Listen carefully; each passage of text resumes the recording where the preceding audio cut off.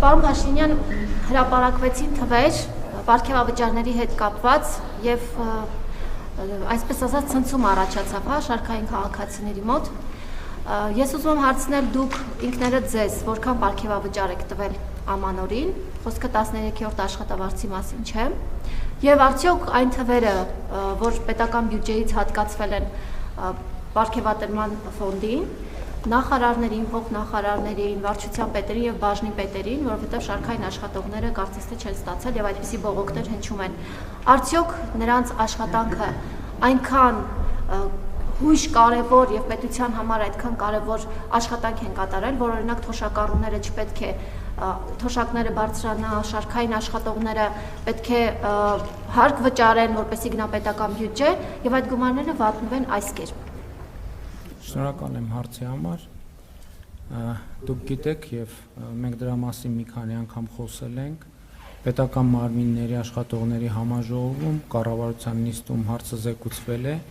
եւ ներդրվել է կատարողականի հիման վրա վարձատրության նոր համակարգ, այսինքն ներդրվել է նոր ինստիտուտ։ Այդ ինստիտուտի ներդրումը ունի մի քանի նպատակներ։ Այդ նպատակներից առաջինը կառավարության գործունեությունը եւ նրա ծրագրի իրականացումը դարձնել առավել արդյունավետ եւ սա նաեւ 2018 թվականից մեր որդեգրած 0 կոռուպցիա եւ 0 հանդուրժողականություն կոռուպցիայի նկատմամբ քաղաքականության գործնական շարունակությունն է, որովհետեւ մենք որդեգրել ենք ամբասիր եւ որևէ ազդեցությունից զերծ պաշտոնյայի տեսլականը եւ այդ տեսլականը իրականացնելու եւ կառավարության արդյունավետությունը բարձրացնելու համար մենք համարում ենք այդ որոշումը անհրաժեշտ, սա հիմնավորումներից մեկն է։ Հաջորդ հիմնավորումը այն է, որ մենք պետք է պետական համակարգում աշխատանքի մրցունակությունը շարունակաբար բարձրացնենք, որովհետեւ մենք տեսնում ենք, որ պետական համակարգից որակյալ աշխատողների արտահոսք կա դեպի մասնավոր հատված եւ ընդհակառակը մասնավոր հատվածից նույնիսկ ճամ աշխատանքների հրավիրելիս մարդիկ չեն կարողանում ընդունել առաջարկը, ինչքան էլ ուզում են, որովհետեւ օրինակ մարդիկ կան, որ այդ տեղերում հաջող կարիերա են անում եւ երբ որ մենք նրանց հրավիրում ենք աշխատանքի, նրանք բերում են շատ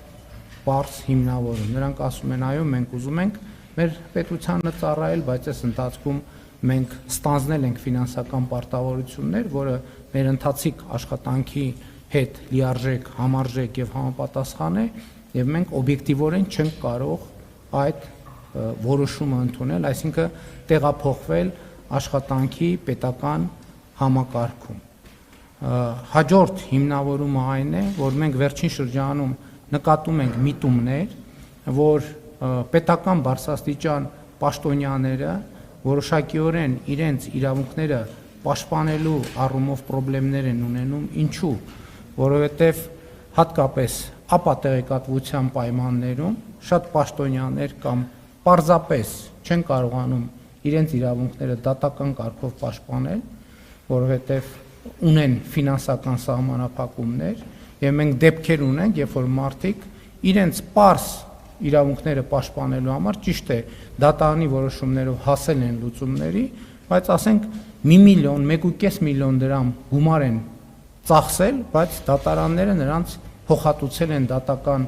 ծախսերի ընդամենը 10 կամ 20%-ը։ Մյուս կողմից մենք տեսնում ենք միտումներ, երբ որ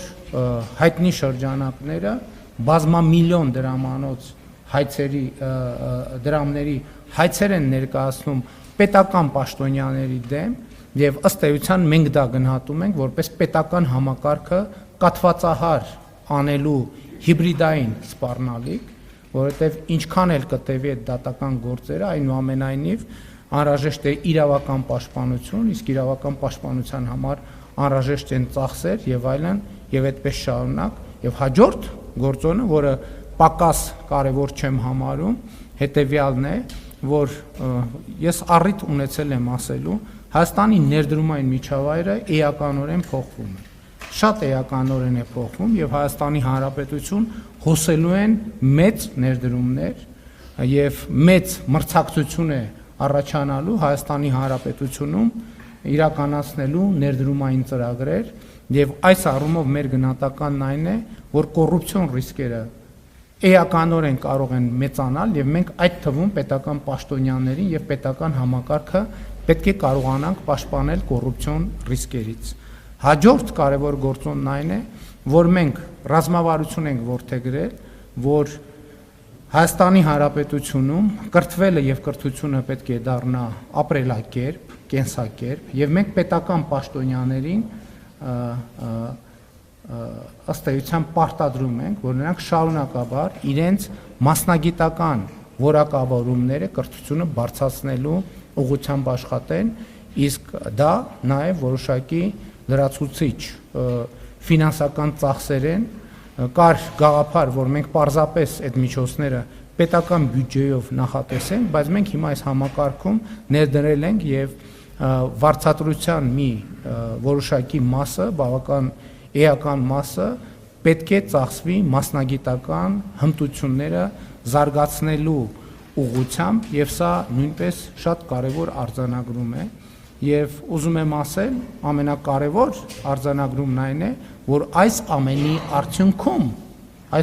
արդյունքում պետական կառավարման համակարգի աշխատանքը պիտի դառնա եւ դառնում է ավելի արդյունավետ եւ պետական կառավարման համակարգի արդյունավետության առաջնային շահառուները թոշակառուներն են, սոցիալական խոցելի խավերը, որոնք, ինչպես տեսնում եք, շատ երկար ժամանակ ցածր եւ ծրարով աշխատավարձ ստանալու պայմաններում այնպես չի, որ շատ բան փոխվել է։ Այս օրինակ մեր ընդդիմության ներկայացուցիչները, ովքեր ժամանակին եղել են իշխանություն եւ դա արձանագրված է բազմաթիվ քրեական գործերով, այդ թվում երկրի ղեկավարի ընտանիքի անդամից ծրարով աշխատավարձ են ստանալիս եղել։ Եվ դա կոռուպցիոն երևույթ է։ Մյուս կողմից մնացած բոլոր հիմնավորումները ես կարծում եմ, որ այո, այդ որոշումը անհրաժեշտ էր կայացնել, այդ թվում պետությունը եւ պետական ինստիտուտները ուժեղացնելու մեր ռազմավարության շրջանակներում, ինչ վերաբերվում է ինձ, նախկինում ես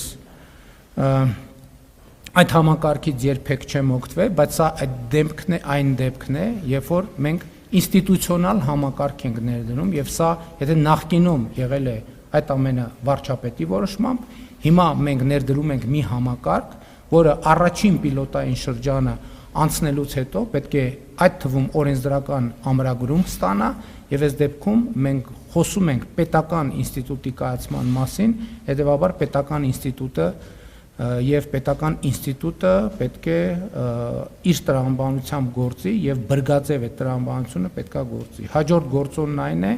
որ այս համակարգը թույլ է տալու, որպեսզի պետական համակարգում աշխատողների նկատմամբ ցուցաբերվի անհատական վերաբերմունք եւ այդ թվում գերատեսչությունների ղեկավարները աշխատանքը եւ ժամանակը առավել արդյունավետ կառավարելու հնարավորություն ունենան, առավել արդյունավետ աշխատողներին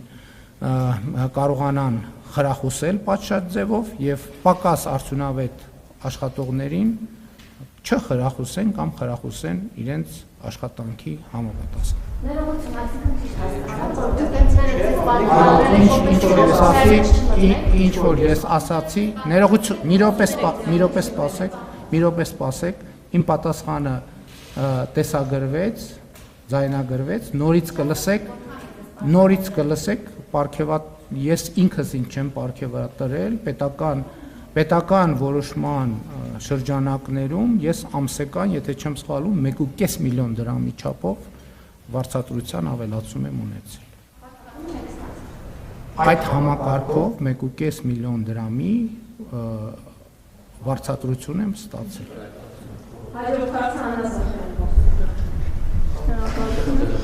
Ուրեմն մեր պետական պաշտոնյաների հայտարարագրման համակարգը այսօր նախատեսում է ոչ միայն եկամուտների, այլև ծախսերի հայտարարագրում եւ հետեւաբար պետական բարձրաստիճան պաշտոնյաների ոչ միայն եկամուտները, այլև ծախսերը հայտարարագրվում են եւ ոչ միայն 2026 թվականին նախորդող, եթե չեմ սխալվում, մենք այդ կարգավորումը 2022 թվականից ենք ընդունել, 2022 Կարգավորում ընդունելուց հետո պետական պաշտոնյաների, այդ թվում որոշակի ծախսերը հայտարարագրվում են եւ ամեն ինչ թափանցիկ է եւ հրապարակային։ Հաջորդ հարցը Աննա Զախարյանը։